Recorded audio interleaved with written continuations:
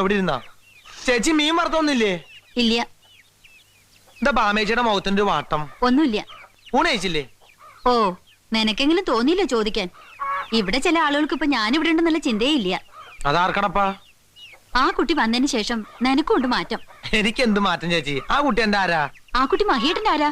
പിന്നെ എന്തിനാ മഹിയേട്ടൻ? ചില നേരത്ത് മഹിയേട്ടനോട് ആ കുട്ടി ഇടപെടുന്ന രീതി കാണുമ്പോ അല്പം ഓവറല്ലേന്ന് എനിക്കും തോന്നണുണ്ട്. തോന്നണുണ്ടല്ലോ. നിനക്ക് വരെ തോന്നിയില്ലേ?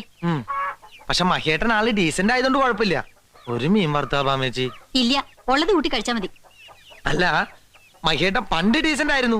അങ്ങനെ എപ്പോഴും ഡീസന്റ് ആയിക്കൊള്ളതില്ലല്ലോ. അല്ലെങ്കിൽ പിന്നെ ആ കുട്ടി സാന്ദ്രം കാണിച്ചു വരുന്ന മഹിയേട്ടൻ വെറുതെ നിന്ന് നടക്കണത്.